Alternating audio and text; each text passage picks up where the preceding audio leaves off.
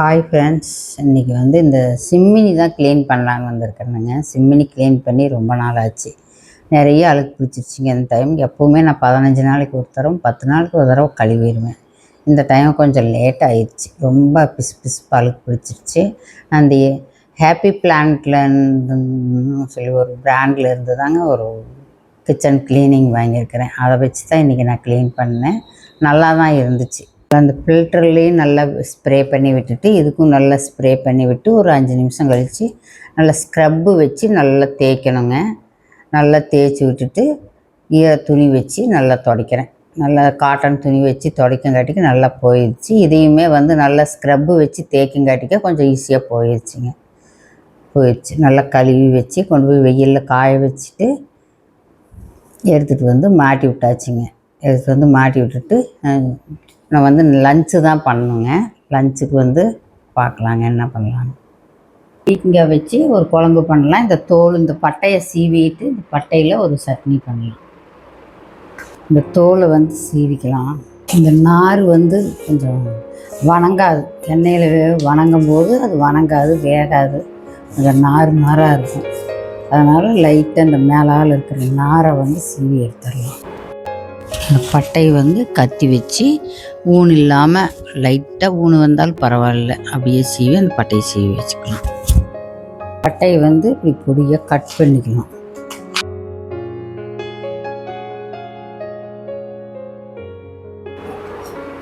கொஞ்சம் ஆயில் ஊற்றிக்கலாம். பட்டையை போட்டு வணக்கிக்கலாம். நல்லா இந்த மாதிரி வணக்கிக்கலாம். நல்லா தோராக வணங்கணும். இந்த ப்ரௌன் கலர் ஆகிற வரைக்கும் நல்லா வணக்கிக்கலாம். கொஞ்சம் உப்பு போட்டு வணக்கிக்கலாம். உப்பு போட்டு வணக்கினா கொஞ்சம் சீக்கிரமாக வணங்கிடும். இந்த அளவுக்கு வறுத்தரணும். நல்லா பொன்னிறமாக வச்சிடணும். இதை எடுத்து வச்சு நான் நல்லா ஒரு டேபிள் ஸ்பூன் ஆகிற மாதிரி உளுந்து போட்டுக்கிறேன். வரமிளகா, பச்சை மிளகா எது வேணாலும் போட்டுக்கலாம். நான் வரமிளகா தான் குட்டி குட்டியாக இருக்கிறதுனால 4-5 போட்டுக்கிறேன். பெருசாக இருந்தால் காரத்துக்கு தகுந்த மாதிரி 2 போட்டால் கூட போதும். கொஞ்சமாக புளி இந்த அளவுக்கு போட்டால் போதும். நல்லா இதுவும் பொன்னிறமாக வறுத்தரலாம்.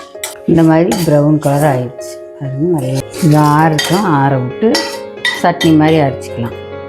பீக்கங்காய் தோல் துவையல். இது நம்ம ஆற விட்டு அளவாக உப்பு சேர்த்து அரைச்சிக்கலாம். இருந்ததுங்க நல்லா ஆறிடுச்சு. இப்போ நம்ம அரைச்சிடலாம். வணக்கும் போதே பூண்டு போட்டு வணக்கியிருக்கணும். நான் மறந்துட்டேன். நீங்கள் வணக்கும் போதே பூண்டு போட்டுக்கோங்க. நான் பூண்டு போட்டுக்கிறேன். உப்பு தேவையான அளவு போட்டுக்கிறேன். மிக்ஸி ஜாருக்கு சேர்த்து அரைச்சிக்கலாம்.